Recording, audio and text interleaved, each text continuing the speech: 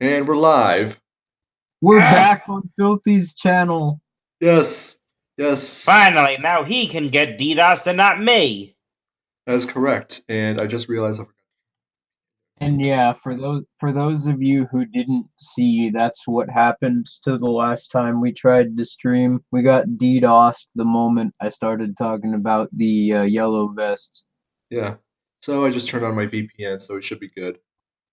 Haha. uh, Yeah, you're not gonna DDoS us this time. This fucking whatever group did that last time. Yeah, frickin' CIA.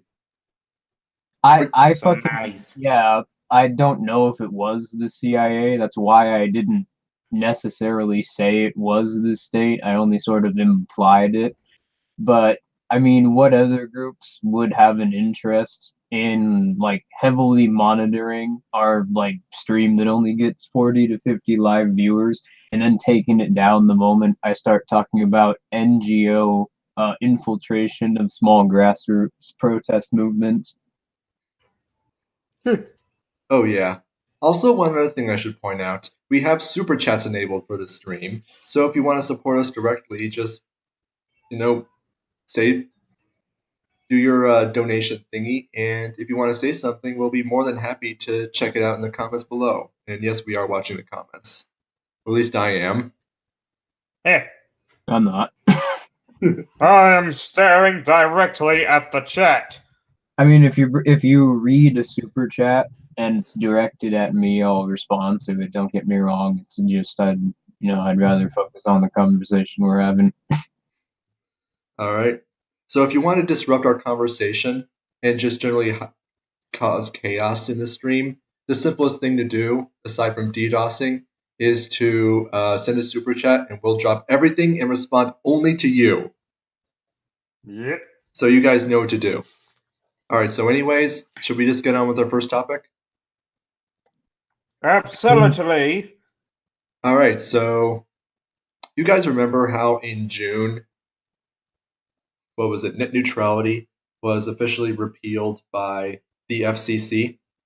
And the world was going to end. We were literally not going to have any more internet. Yeah, I mean, like just the well of internet was just run completely dry. They couldn't get any more internet. We were running out of internet, Yep. everybody, and net neutrality was going to save us from this inevitable doom of Yeah, running out of all internet. the websites were going to shut down, and even the streaming services that were left were going to be behind a paywall because that's totally how competition works. Uh, but the exact opposite has happened, and in 2018, internet speeds rose nearly 40%, according to Recode.net. With some, this is of course is not a uniform distribution. Some states had a very marginal increase in speed, while others had theirs go up by as much as 120%. So it's more for millions of people. It has more than doubled. Oh, and not only did the internet speeds double, but the prices of broadband dropped by 25% this year. Yep. The market price did. So it got cheaper and the internet got faster.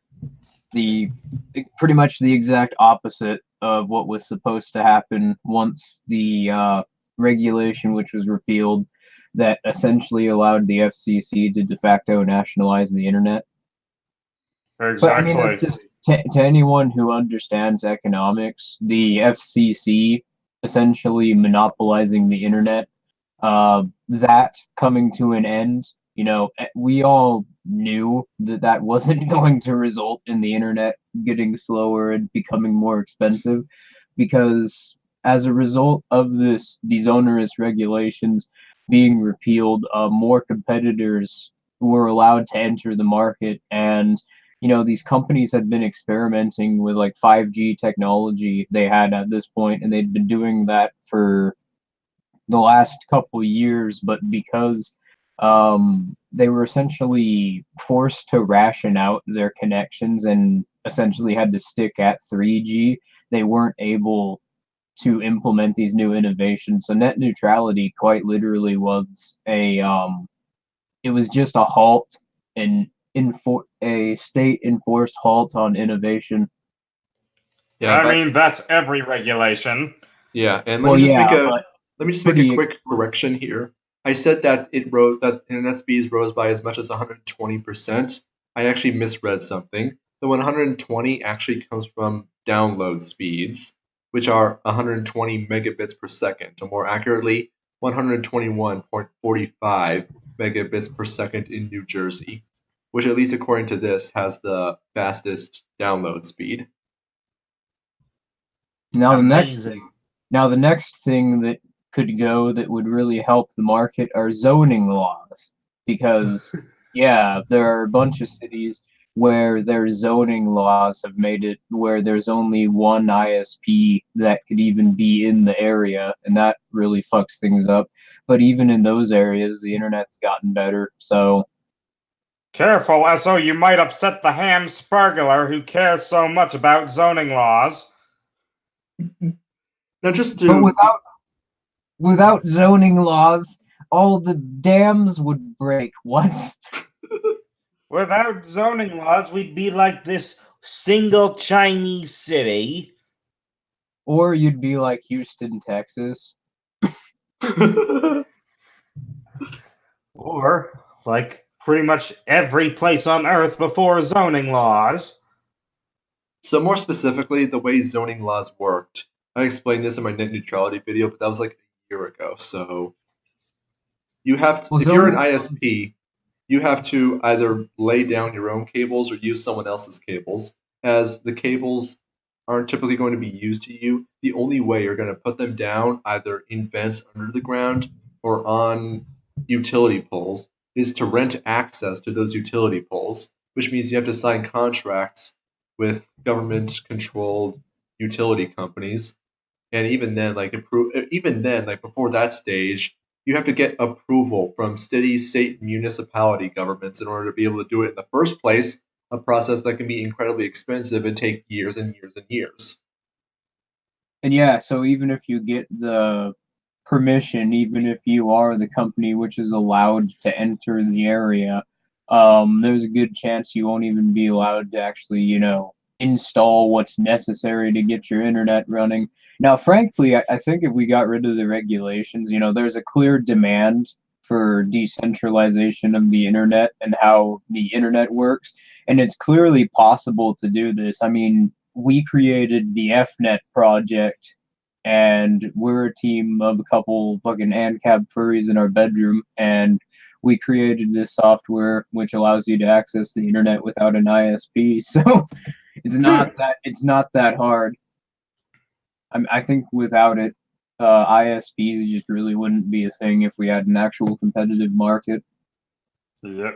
Even then, like there's all sorts of crazy ideas that people have come up with in terms of distributing internet around. We don't even need the cables and utility poles anymore. Someone, I think it was a few years ago, actually developed what can be best described as an internet light bulb, where you can transmit information into the internet both to and from at a speed of about 10 gigabytes per second, just by having light. Holy shit. That's just by having a light bulb shine into some receiver that connects to your computer. Holy shit. Yes. I can't wait to see what stateless internet's like, because it sounds fascinating. Just technology in general without the state is going to be pretty awesome, let's be honest. I mean, forget One about concern I do see with that light thing, though, is other lights interfering with it. Like, possibly. I mean, If the light bulb is brighter, it shouldn't matter. yeah. And if it's like directly in front of the computer, it might just be a laser, in which case it doesn't really matter. That could be. okay, well, if it's a laser, that's fine. But I fucking just reminded myself of, I don't know if you guys saw this, but I saw the most hilarious post on 4chan earlier today that I still can't even read it without cracking up. It's that post, like, did you see it? It was about the sun. And somebody said, God. if the sun disappears, what would happen to Earth, how long would people survive? And somebody writes, I'm pulling up a picture right now so that I could quote it directly. Like, you guys fucking. Okay, if it takes the light and heat from the sun 8 minutes, and it's spelled Minuets, 8 minutes to stop reaching Earth. What if we just travel away from the sun at 8 minutes per hour? We'll always be keeping up with where the warm is, so we'll never run out of. I'm sorry, where the worm is? Yeah, we'll always be keeping up with where the warm is, so we'll never run out of sun. I'm pretty sure that's not how that works. 20 liters of vodka and autism when they wrote that post. I tell you what. And it's funny because it's like it's an actual scientific discussion, and then the moment this fucking autist comes in and says that, everybody else in the board, it just turns into making fun of him. I think what it is that you have a bunch of 12-year-olds or something who go onto 4chan just to mess around, try to be edgy little Reaper mains. But they go into these boards to try to make themselves feel smarter than they actually are.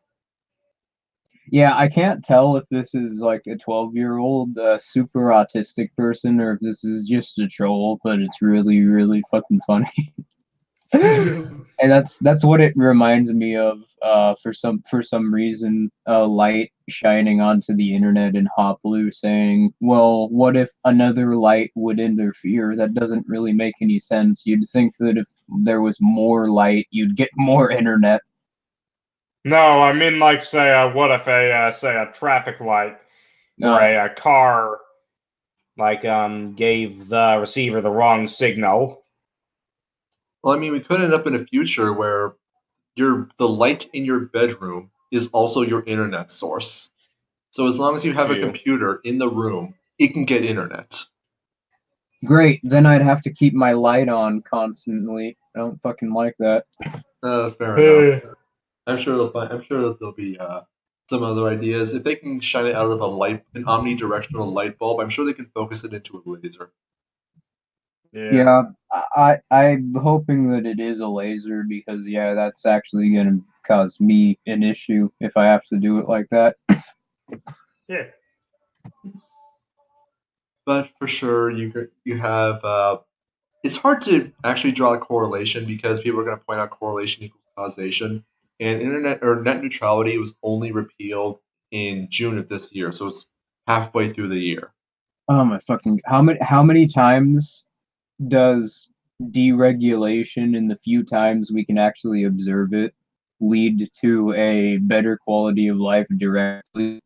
It's not correlation causation. We have a very detailed explanation for why that is, and we can demonstrate that it's correct. But yeah, even if we were going with that, how many times has it happened? I mean, even if we didn't have the economic explanation, the competition, the more money producers have to invest in creating innovations, and they're incentivized to do this by the competition which exists in the market, which actually increases the rate at which innovation occurs. Even if we didn't have that very scientific explanation, why would people keep arguing this if every time it occurs things get better? It's pretty easy to see that's it makes you thonk at least. Yeah. Well, no, they're going to try to cling to whatever excuse they can to avoid confronting the fact that the state sucks. Yeah, I can't really understand how someone like Paul Krugman can continue arguing economics for the state. But then again, that's the same guy who said that the Holocaust is what ended the Great Depressions. So, in order to get us out of the 2008 financial crash, we need to have the government fake an alien invasion, War of the Worlds style. We needed to create another bubble in order to get out of the 2008 crash. Freaking hell. Ain't that just the thing about our modern economic system? Just bubble after bubble after bubble. How do we get Omnibubbles. out, how do we Yay. get out of this stock market crash? More debt. More debt. I mean, it's worked it's worked the previous times.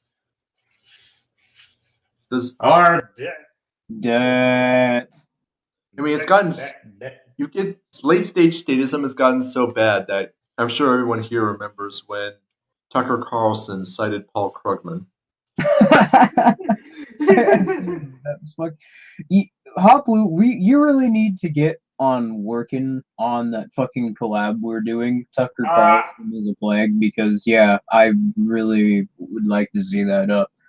Trust me, I just really need to finish my Christmas special.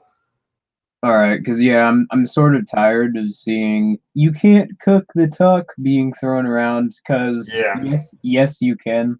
The title of the video is going to be "We will, we do." The Tuck Boys actually pretty easy. Well, what's going to happen is he's going to have you on his. He's going to invite you onto his show, and then he's going to railroad you Bill O'Reilly style. And then he's actually. They're not going to invite me on fucking Tucker Carlson. They DDoS a stream that gets 50 viewers just to shut me up. They saw how well giving a mainstream platform worked for Cody Wilson. Well, they're not going to do that to me. I don't even get 50 viewers. I get like 20. That would imply that they are smart and would learn their lesson, which I think is giving them too much credit. I think that people are severely underestimating the state when it comes to psychological operations. I mean, we're talking about the people who spent the last 30, 40 decades experimenting with mind control and wrote a very detailed series of instructions for how to completely program somebody into a sleeper agent, which, by the way, that's something we were going to talk about on the last stream before it got DDoSed, that MK Ultra was confirmed legitimate by some congressman, but it's not like we needed to know that. But was it a congressman or was it like the Department of Defense or something? I'm pretty sure it was the Department of Defense. But but that's the point, is all people really know about MK Ultra is that it was the government experimenting with LSD, but very few of them have actually read the MK Ultra documents. And there are very detailed instructions for how to create a sleeper agent, and part of it is essentially how to traumatize someone so badly that they develop multiple personality disorder. And that lends a lot of credibility to some of the horrific stories of MK Ultra victims. Like, there was that one who claims that she was brought into a room, thrown into a coffin with a dead body, like a freshly rotten corpse with bugs still on it and everything. Christ. And the adults which brought her into the room as a kid told her that the moment they closed the coffin, the body was going to come to life, and they closed the coffin and left her there for 2 days. That's one of the MK Ultra victim stories, and that's the sort of thing they would do to people to have them develop multiple personality disorder, essentially traumatize them so badly to where their minds can't actually stay in reality and need to disassociate in order for them to think that they're safe. My Jesus Christ. There is no rock bottom. This is something I realized a long time ago, that every time you see this story of something horrible happening, government doing something horrible, a police officer getting away with murdering somebody in cold blood, Philip Brailsford, you end up with, you just think, this is the worst. This is the lowest it can possibly get. But yet the next week, you end up with a story that is somehow even worse and still somehow manages to shake your already jaded sensibilities.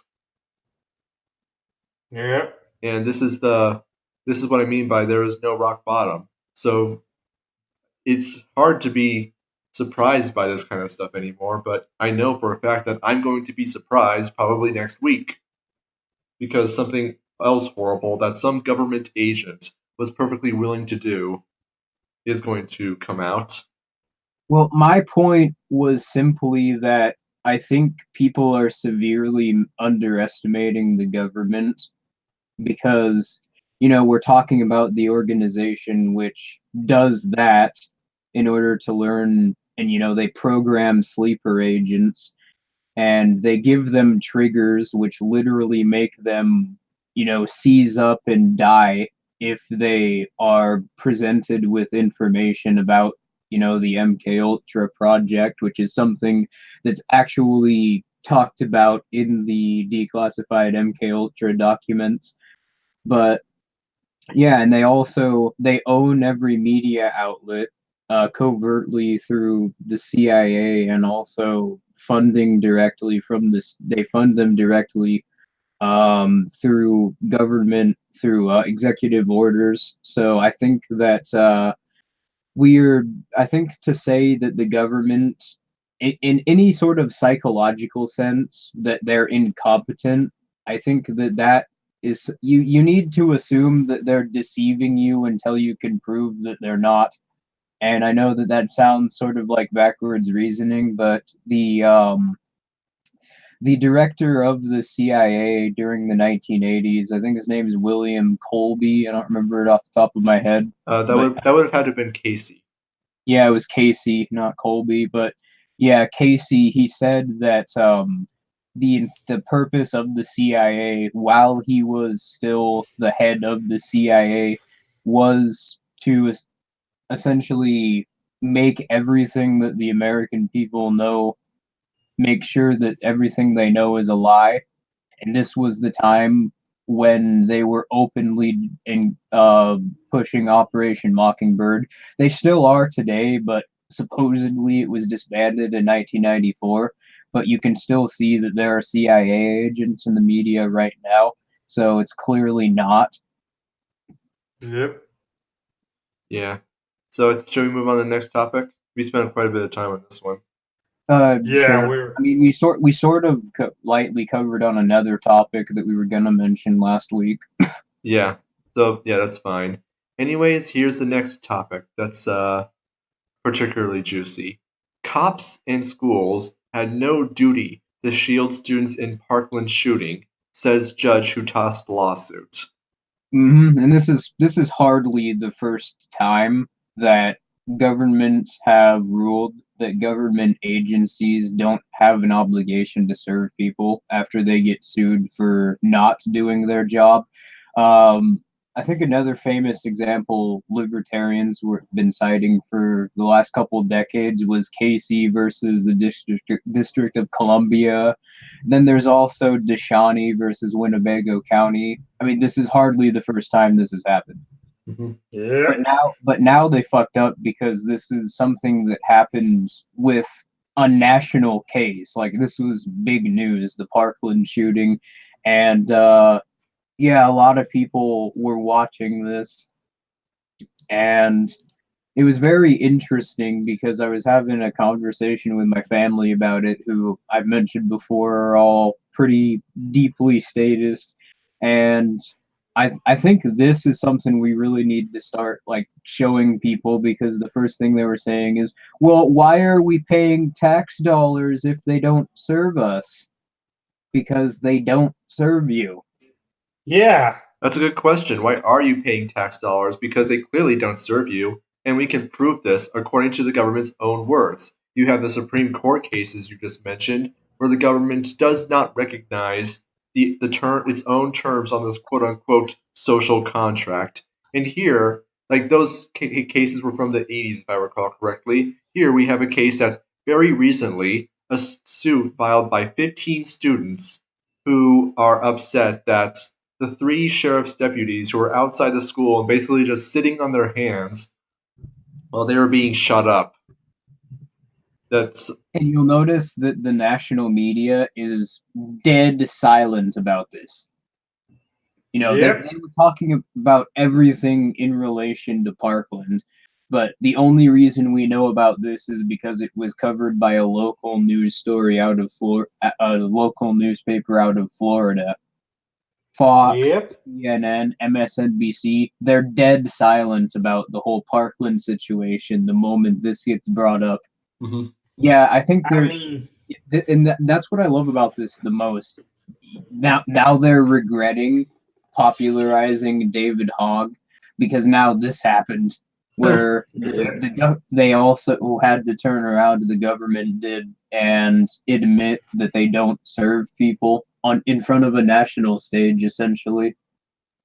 Well, you gotta love how the media likes to report on the Parkland shooting an hour before it happens, but this they don't give a single damned word on. Well, of course, the gun control organizations aren't gonna say anything about it because they fall back. Oh, well, the police gotta protect us. You know, the police are gonna protect us, and people shouldn't be able. You know, they shouldn't rely on themselves. That's dangerous. Of course, they're not gonna, say a word about this because, this pretty much single-handedly throws a wrench in that narrative. Well, give me 30 seconds. I am absolutely certain I could find a news story of a person who was killed by the cops that she was trying to call to get help from. So the police are not going. The police are not going to protect you. The police do not recognize that they have to protect you, and any belief from anyone who think that the police do have to protect you is just they're lied to. And of course, the GOP mainstream media, some of them pretend to be alternative media, but then they push the exact same things as Fox. They're virtually no different. Like CRTV, I mean, they're owned by fucking Glenn Beck now, so he, has some long time ties with Fox, and I mean, even before then, you had people on there like Steven Crowder and Tommy Lauren who were just extensions of the mainstream media. They were pushing the exact same thing, so they're not really any different. They're not gonna cover this because even though they come at it from supposedly a completely different angle, they essentially push the exact same narrative, which is that the government serves you. All conservative media really gives a damn about are trannies and brown people. Like, what do you think that they would fucking care about this? Yeah, they don't talk about actual issues, which is why they're stuck in like 2016 YouTube basically because they think that that's all their viewers care about. And to an extent, that is essentially where the normie conservatives are at. But you see everybody else online. It's really an interesting thing to see. Just think about this. When's the last time you came across somebody on anywhere online that just identifies as like a mainstream Republican or Democrat?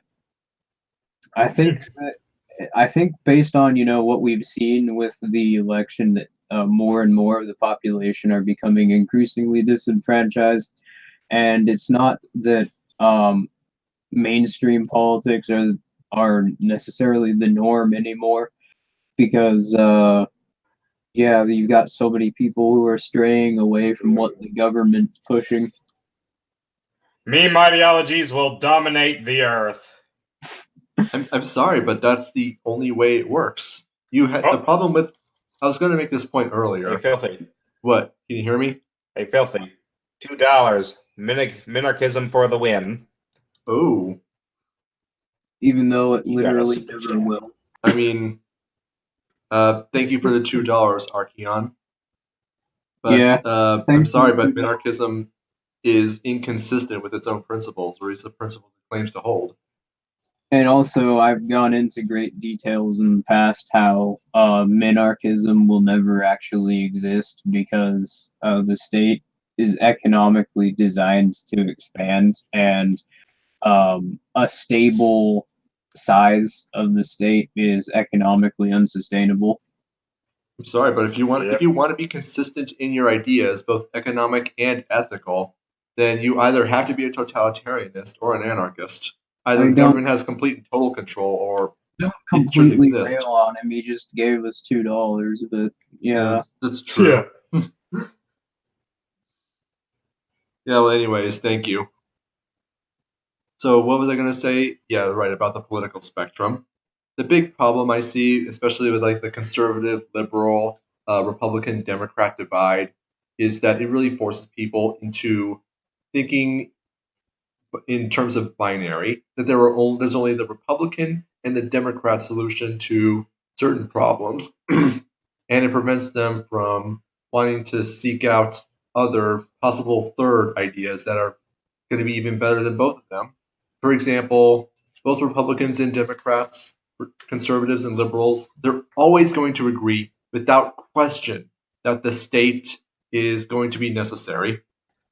And so any arguments like such as this article that was presented that the state does not recognize its own obligation to protect you, that is completely blows their minds.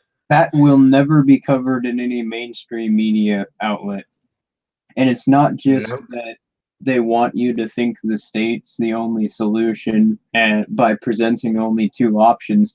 It's that the state, through the education system and the media, has essentially been trying to craft this idea that there are only a certain set of ideas. Like, you'll notice that they don't even talk about Republicans or any other beliefs other than Republicans or Democrats. And if they do mention them, they'll present them as if they incorporate ideas from Republicans or Democrats, or they fit into the Republican or Democrat circles. So essentially, it's not just that they want you to think that Republicans and Democrats and elections are the only thing that exist. It's that they literally want you to not be able to talk about anything. They want to deconstruct the ideas which are being talked about. Like, they don't want you to be able to discuss things because they're going to make everything so broad yet so vague that any discussion outside of I support Republicans or I support Democrats is impossible. Yep. Oh, by the way, RCN gave us another $2, but he didn't say anything. Well, thanks. Yeah, thank you for the $2 once again. I mean, if you want to say something, we'll respond to it immediately. We'll count that as your comment. But anyways, well, I mean, what's there to say? Why does the state not try to protect you? Because they don't need to. It's not just because they don't need to, it's because what they do, their purpose for existing is to exist as a ruling class at the direct expense of everyone in the population. And that's the reason why they have things like, they have laws like you can't murder private citizens can't murder private citizens, or private citizens can't steal from private citizens, but they're perfectly okay with doing that. The only reason that they stop private citizens from murdering each other is because that would stop them from, you can't tax the dead. And RCN just gave another $2. He says it's more grounded in reality than anarchism. I think he's replying to us saying that minarchism was more grounded in reality than anarchism. But yes, thank you for the $2 again. Yeah, how do you maintain a minarchist society when the mere existence of a government operates on an exponential growth curve and governments don't have the ability to produce anything? How is that sustainable? Magic. I was like, I don't know how you can be a minarchist when probably the best example of minarchy that ever will exist, the United States, turned into a fucking global hegemony. Oh yeah, before the first president was even out of office. I mean, Washington, the first fucking thing that the Continental Congress did, the Second Continental Congress did, was put a 50% tariff on luxury items, well, quote unquote luxury items, and that created the Whiskey Rebellion of 1792, which was basically essentially just another American Revolution, except that time they weren't successful. So that was put down brutally, and George Washington himself went to put it down. And then there was the Alien and Sedition Act. The Alien Sedition Act came 9 years later. George Washington would have been out of office by then, but yeah. That was under Adams. That wasn't Washington. That was in 1798, I think, or 1796. Yeah. But either way, Washington wasn't in office when they did that. I mean, minarchism, I get the intention, and I completely see where you're coming from. However, I genuinely do believe that if you take the principles that I'm sure you hold, the ideas of individualism, of self-ownership, of private property, and you take them to the logical conclusion, I think you'll find us waiting with open arms. And we also have Bunnyism philosophy, just Bunny Riley, sent us $5. He says, taxation is a choice because people don't know how to keep their money and play by the rules. Also, right, Jesus fucking Christ, heretic, you are rolling in it. This is the best idea ever. I mean, thank you for the $5. Hey, Arxion sent you another $2 saying, send me the Hangouts link and I'll tell you. I mean... We still got some more stories to cover, but yeah. I suppose we could dedicate like 5 minutes towards the end to it. Yeah. Yeah, I mean, sure, Arxion, would you be okay with coming in like 5 minutes before the stream's up? Like in about 20, 25 minutes. In about, I mean, really, 20 minutes. It would take a full stream to go over the whole minarchy debate, but I mean, we could probably discuss the basic economics within the last 5 minutes. But anyway, we've got some more topics to go over. Yeah. I mean, were we done with this? Because we're done. Yeah, it is sort of a big deal that I think the last thing I wanted to say was just I think this is something we need to start like showing people because as I mentioned, I was talking to my family about it and their initial reaction was one of the most anarchist questions they've ever asked themselves. And it's really the only thing you can ask yourself when learning about it is they aren't serving you because they have no obligation to. So I think this is, almost as important as, arguing that taxation is theft. This is something that'll resonate with pretty much everybody because it applies to everybody. Okay, I'm actually getting a little concerned here. Arxion sent another $2 just to say yes. I mean, I appreciate that, Arxion, but I mean, I just want to be sure that you're not accidentally clicking super chats and sending us $2 continuously unintentionally. Oh wait, he said. Christmas is in like 6 days, right? Yeah. We appreciate it, but I mean, I want you to think about yourself too. Yeah. So just be sure that. I mean, you don't have to send us super chats to be able to reply to us. I mean, you send us enough, so I'm pretty sure we'll prioritize anything you say in chat. If you want to, don't stop. Like, don't get it wrong. We really appreciate it, but yeah, $2 without a message and just $2 saying yes, it's strange, man. All right, so Hoplu, Esso, can one of you guys get a Hangouts link ready for him?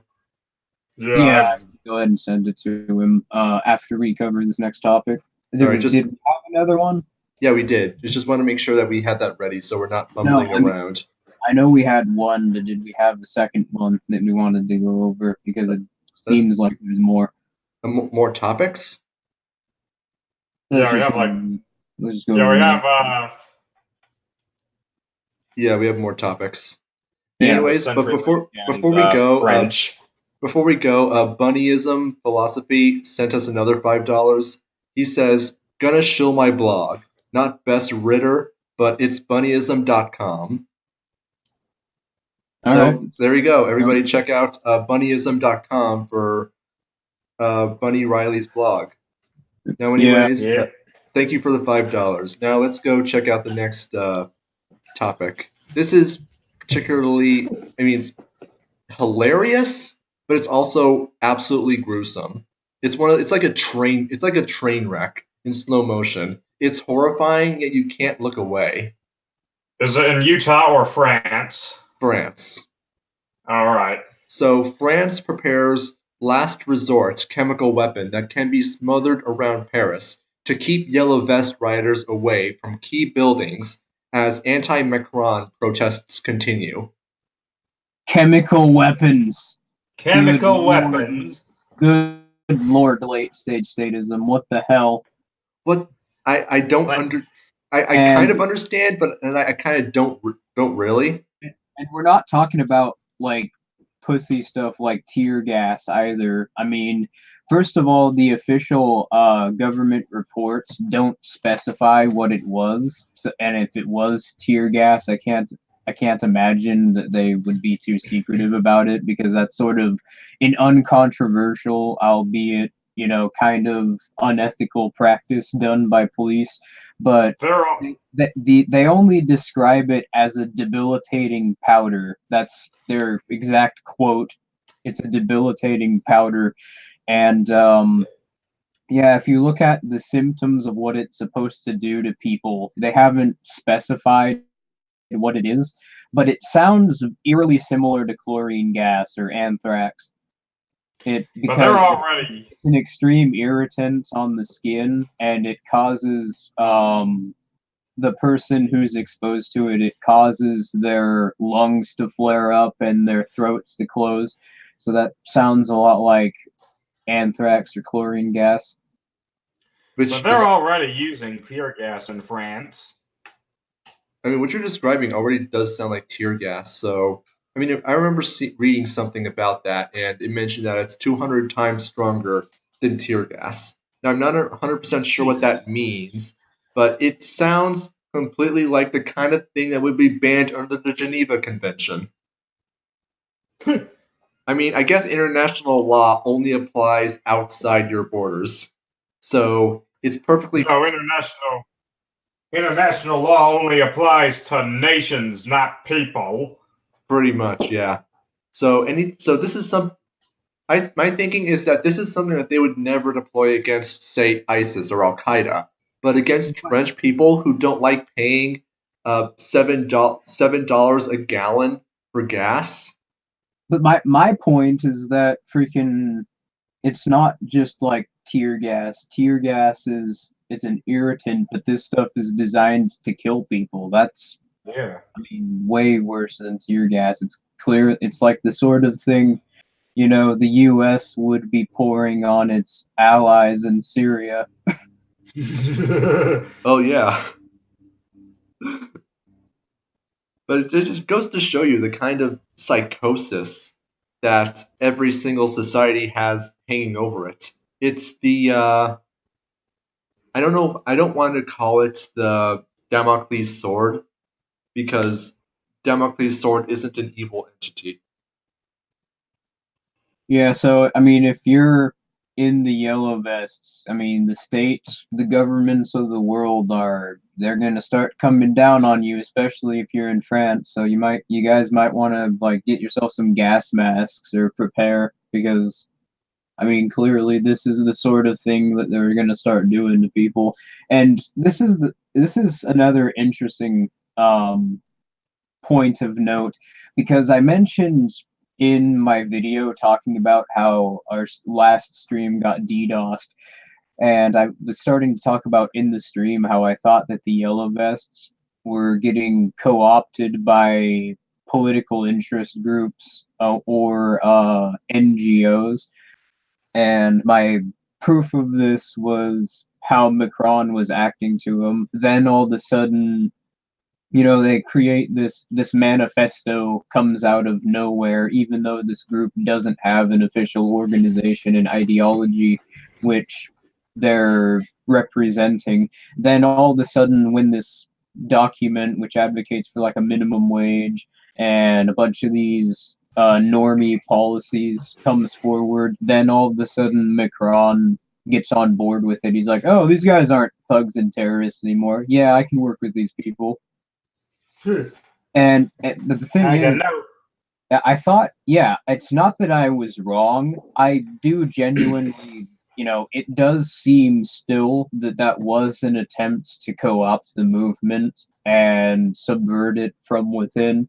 But the thing is that doesn't seem to work. In fact, that just sort of pissed people off more. Oh, that's weird. I just noticed we had a huge spike in viewership, like just few seconds ago.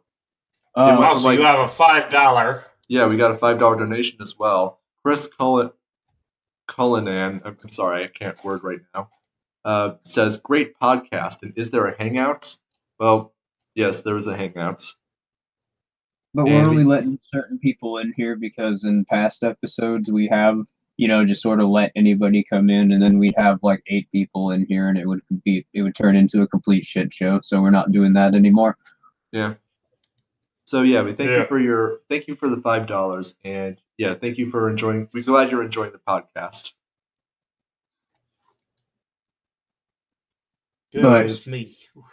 But what I was saying is that I don't think that the movement has been subverted, even though there was an attempt to subvert it.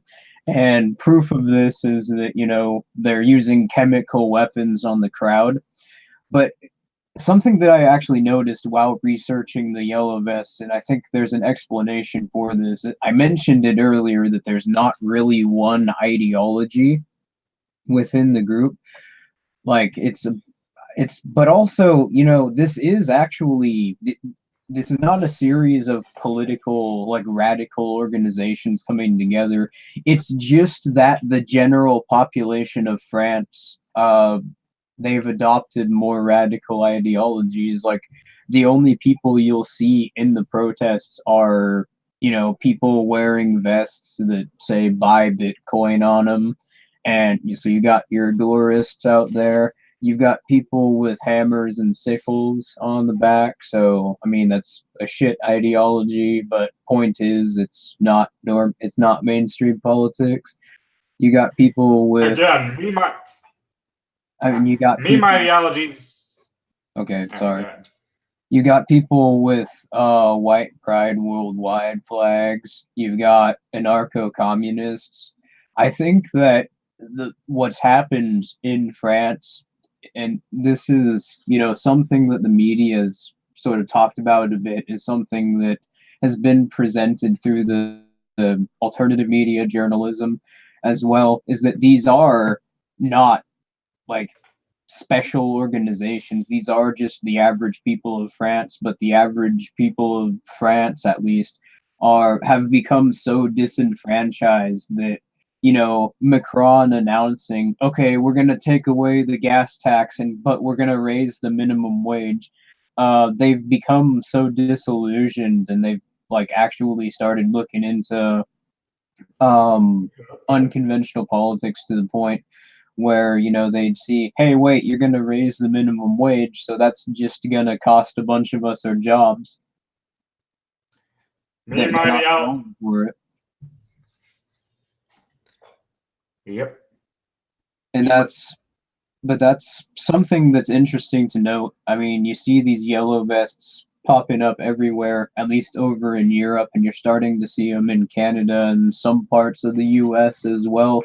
And I think that's more than anything what this movement reflects, is not just a growing discontent with the governments of the world, but that people are becoming more and more disillusioned with the government media, and they have such a distrust of the political system, and that's making the state even more desperate to the point where they're now using fucking chlorine gas on their own people. RCN sent another $2 asking you, Esso, to send him the link on Discord. Yeah, when we're ready to bring you into the call, send it. Yeah, it's Yeah, like it should just be like 5 minutes. Yeah, don't worry, RCN will have you on. Also, yeah, I saw another spike in viewership. It just went up from 31 to 36. I think Hey, we're being everybody. targeted. Are we being targeted? I don't know. I do because not see it in the chat. What's going on with the ratings? If we're being targeted, it might reflect that. No, the ratings are normal. It's just that the viewership is suddenly spiking. I saw it go up to 47 earlier, and then go back down to 31 in seconds. We're not being targeted. I think that I think people are just getting the link. I think people who subscribed to your channel are just coming because I mean, if the ratings aren't if the dislikes aren't suddenly spiking, and there aren't a bunch of trolls in the chat, I think it's just a bunch of people who want to watch the stream. Mhm. So hey, everybody. Yeah. Hello. Yep. Yes. So, anyways, we're only gonna have 5 minutes to talk about this, but let's go ahead and move on to the last thing. CenturyLink in Utah is blocking its customers' internet while saying Utah legislators told them to. So, Esso, you're pretty familiar with the topic. Why don't you tell us about it? Well, it's not that I'm pretty familiar with the topic. It's more that I simply just did some basic research into it. And, well, this is exactly what's happened. CenturyLink, the internet service provider, is blocking their customers' internet access until they've confirmed on their computer that they've seen a notification for paid security being offered by the company. And this is a result of a regulation in Utah state law called SB 134. And the politician they created SB 134, which apparently is a regulation that's designed to protect consumer interest. But yeah, apparently the legislator who created it, Todd Weiler, claims that it wasn't designed to do this. So Todd Weiler is a bit of an interesting character because I looked him up, and his only donator to his campaign is this is something which actually was brought to my attention, but the only donator to his campaign was a company known as Logistic Specialities Inc. And Logistic Specialities Inc. is a company, and there's apparently a market for this. This is a company which is designed in creating bills and helping smaller governments navigate around regulations. Smaller businesses. Which are designed to kill competition in local markets. Yep. Yeah, I have their website open on the stream so people can see it. And Todd Weiler's only campaign donor was this company. All right. And now he's creating a regulation which causes ISPs in the Salt Lake City area to keep their competitors off the internet. Not their competitors, but their users off the internet, and claim, oh, well, now we don't know that that's what it was going to do, which I don't believe for a second, especially seeing the background and the person who created it. Depends on who wrote the bill specifically, but if we were to give the Mr. Todd the benefit of the doubt, then the only explanation that is acceptable is that he's just an idiot. I'm sorry, but politicians are either dumb or they're evil. Pick one. Well, they're both, but yeah, there is one thing that was mentioned by FDR of all people, which is that there's no such thing as a coincidence in politics, and that was one of his only moments of honesty, and that's something that I believe. I mean, you see this guy Todd Weiler being funded by a company which specializes in creating bills and essentially extorting small businesses to help them work around regulations created by the government. Then you see this fucktard get in and create regulations which not only kill competition but completely screw up the market. And here's another thing, a big problem with this. There are people who don't have computers but have internet, like they have gaming consoles or they have streaming services like a Roku box, Fire TV, or Chromecast. Well, if you don't have a computer, then you're not gonna be able to confirm that you've seen this notification, because you're supposed to get this notification by troubleshooting your internet access on your computer. So if you don't have a computer, you're just trying to access a streaming service, you are fucked until you buy a computer. Yeah. Also, SO, you can bring RC in now. Okay. Yep, sending him the Hangout link right now. So, Hopple, you got anything to say about what CenturyLink is doing? Am I so glad to have them as my fucking provider right now? Oh, god damn it. Right as I sent him the Hangout link, somebody just sent me a DM with this hilarious article. Transhumanism is not libertarian, it's an abomination, from theamericanconservative.com. That's a video. Yeah, I gotta make a video on this. And the sub caption of the article is eugenics, immortality. That's a non-starter. Eugenics and immortality, as if, you know, the eugenics movement, they were a big fan of immortality. I'm pretty sure that transhumanists are trying to turn people into space marines. I don't know where the hell you get eugenics from that. Well, transhumanism is the logical conclusion of self-ownership. In fact, that's the entire point of the philosophy, is that individuals should be able to, How are we feeling, guys? Oh, hi. So, everybody, Arcean's here. What's going on? I'll let Esso finish.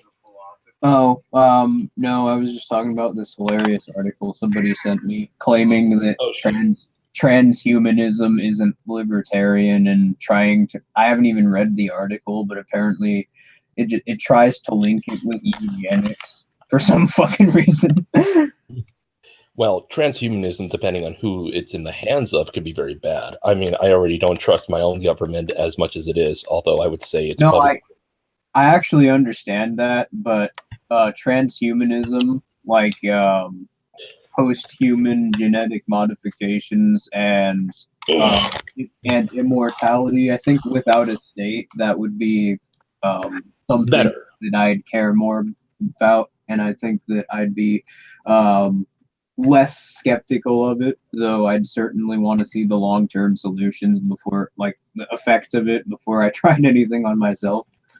Well, there's a bit of a problem, because we could always have some chem or bioterrorists get a hold of it and some of the technology used behind it, and potentially try to use it to terrorize a lot of people, depending on whether the transhumanism is all machine or if it's just completely biological. If it's all machine, you could also cure anything which is created with transhumanist technology as well. That's the thing with transhumanism. Sure, it can create artificial diseases and chemicals which don't exist, but it can also create antidotes to those diseases and make people immune to the effects of the chemicals which are created. Hey, I do want to ask you a question, though. One of the biggest disagreements, and I know you guys have always made jokes about this in the past, versus anarchism, is the concept of free movement through roads. But What if one day we could have something that would probably be from the free, actually would be from the free market, like an Everlast road, a road that essentially beyond bombs will never really wear down, and we allow the public to not have to be charged even by private industry. I mean, if it doesn't have to be maintained, when Well, I that don't think the thing is, I don't necessarily think that private roads in a stateless society would, you think of toll booths, but I don't think a lot of them would. insurance Have, companies, I don't think most of them would be toll roads. I think most of them would be constructed by private companies because they, need traffic in front of them, but also they would be built in the neighborhoods. I think that they would be built by either the people in the neighborhoods or people from nonprofit organizations or mutual aid societies. Because the thing is, roads are one of the most high demand commodities. because it has a certain amount of intrinsic value, because if you can't move, you're essentially screwed. Well, not intrinsic value, but I mean, they're one of the more high demand commodities, and yeah, for that reason, because if you can't move, you're screwed. So it's something that there's just sort of a demand for, no matter where you are. And I think that, and here's the thing, at least when it comes to the ones built by companies, another thing that companies try and take into consideration is efficiency and Right. how well people could actually use the roads. So I don't see toll booths becoming very common in such a competitive market because Well, it they're depends on where and they're why. incredibly inefficient.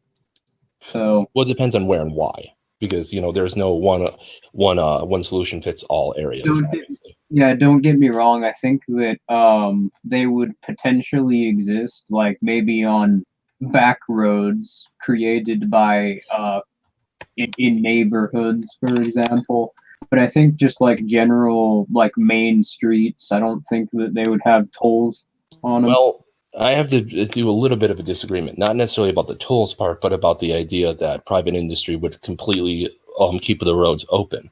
One thing you have to remember is that if you have a large enough share of the market, even if you do a good enough job, roads are something that, unless you can fly, you can't really get around. So if someone wanted to trap a bunch of people in an area for a long period of time, they would simply just declare that you were not allowed to travel on this road without particular excuses or reasons.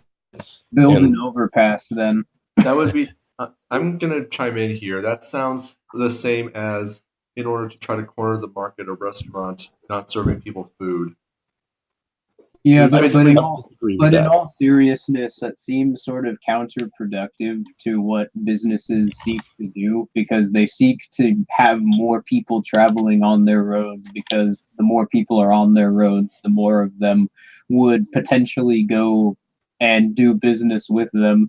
So that seems like You're a heavily bit relying on unrealistic rationality. scenario. But even if one of the companies, like, I don't know, somehow they manage to block off the roads, because you'd have to remember that these are still main streets, so there would be more than one company occupying the roads. How do I you know think, that? How do you know that? What if they bought it in whole? You don't necessarily have to share with other companies. well, look at how main streets are structured now. That's simply what I'm saying. Like, if you're going down a main street, or if it's like a mall outlet, it's not just a McDonald's on there. You got a bunch of other restaurants. You've got some stores which aren't even restaurants. We're You could talking have a about, third party. You could have a third Right. party, especially a very ambitious third party, not even ask, just put up the road first in an area that seems to have a lot of what I was getting to is, even if somehow you manage to get a situation where all of the businesses, for some reason, decided to get together and make a counterproductive business strategy, you could just probably build an overpass around it. I'm not Well, even. it depends, especially since there would be a lot of mistakes that could easily be made. You'd have to have a strong enough support system. Something would have to go underneath the bridge to support it. The laws of physics really screw you there. No offense. I'm not like that's not meant as an insult. It's just, Plus, I don't know if you've ever heard of this, but have you heard of Law 11? 1 minute. I'm sorry for interrupting, but we are going to wrap this up. Yeah. Oh, well, it is your stream. I mean, Yeah. respect. Lot of Law 11s, but what are you referring to? Learn to keep others dependent on you. The more or dependence they have on you, the more freedom you have. This can even go for something as well as a business. And you have to remember, people aren't exactly rational. One thing that someone could easily do is if they get enough of a particular area, they could simply say that my roads will be charged way more than other people because I already own a huge part of an area that is heavily trafficked. This could be the most key area for everybody else. Even if you think it's counterproductive, Here's the problem with so much. They only have to raise the price so much that. But here's the problem with that. There's a lot of people in the area. There's a lot of property. I've heard this argument, and I've heard it scale to the extent of one person buying the entire world. And when you take that scale, you take that scale into consideration, especially in a market without a state where everybody has more money and everybody has more opportunity to own more property, that becomes less and less realistic. But as I've mentioned, there are ways around it, even as is. And if it really got to be a problem, I think at that point a demand in the market for new innovations would emerge, and then there would simply be ways to get around the roads altogether. So literally, because of how much money it costs, even minus taxes, to even build an overpass in the first place. Not only that, but you have to consider the fact that have you ever heard the term bread in circuses? Well, yeah, but if we're talking about something which has a lot of demand, like a main road, it's not going to be hard to get the funds to build an overpass. And as I mentioned, even if it does get to be a really big problem, that wouldn't be a problem for very long because people would just innovate new ways into existence to get around it. Well, you don't necessarily know that, especially if someone can manipulate the emotions of those who have the most money. Those who have the most money could potentially take over for any an expense that someone who has less money has. There's all different ways of being able to control it. Thou who controls the roads controls pretty much freedom of movement. And even if what you're saying is mostly true, well, how do you know? What are you basing that? Like when you say manipulate the people with more money, how would you be able to do that? Like how would you convince somebody who needs a mode of transportation, essentially, hey, don't do that. Don't try and work around me. How would you even begin doing that? You're essentially asking someone to act in their own against their interests. Yeah, it's a lot like trying to argue that people. It's a lot like trying to argue that people aren't going to trade around the state once the market collapses, because politicians will convince them that using cryptocurrency is bad, even though self-evidently is. You mind if I finish? Well, I mean, sure. Here's how. You don't necessarily need money. The thing is, if you've ever read any book about human nature, you know that money is only one way to enforce what you like. Human nature. Some kind of thing that leverages your status as one individual over many others, especially if you get powerful. Even Otto von Bismarck was able to manipulate the King of Prussia at the time to get him to do whatever he wanted without having to use a single dollar. Yeah, but here's the thing. First of all, the example you just provided, that involves political interests, which really wouldn't be a thing. It's an interest in a form of power, and power dynamics are... Political interests don't really exist without a state, because the sort of political power dynamics which come into play in order for these sort of interests to exist require a monopoly and arbitration. Not really. You actually... Yeah, they do, because they require coercion, which can't be justified within a stateless society. And the reason I argue against your point is that material interest, the reason that the free market is such a great tool for persuasion and such a great mode of organizing is that essentially material interests are the most they are the most powerful they are the most powerful debate tool and way to come to a consensus. And if everybody has the same a similar material interest to travel and to travel more efficiently with less cost, then people are going to do that, and no amount of persuasion is going to stop them. All right, hold on a second. Hold on a second. Sorry. Just want to say, like, I think we should end the stream here. I'll let you two say your final piece. So you'll start. Well, I sort of just did. I mean, there's not really anything that I responded to, and I mentioned earlier in the stream, I guess, why minarchy is economically unsustainable, and why the state will expand, but because it can't produce anything, that'll always result in its collapse. But I mean, I guess I don't hate minarchists because at least they're coming from a decent place. But I mean, yeah, at this point, with what we know about the Fed and what's happening with the political system and why it's happening, I just don't know, especially with how long social contract theory and the sort of weak justifications for the state have been debunked. I just don't really see how anyone can be an anarchist now.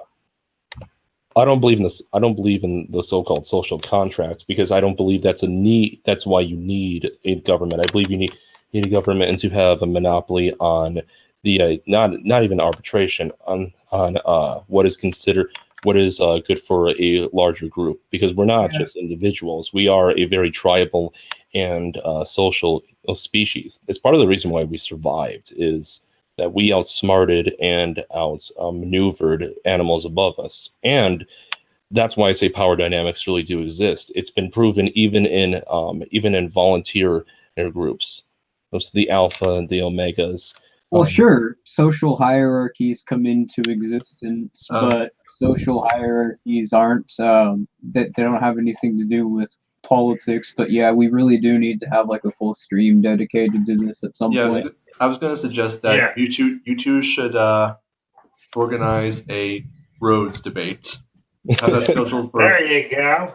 I mean, I don't know when that would be, but you guys can schedule that amongst yourselves, because we got to wrap this up.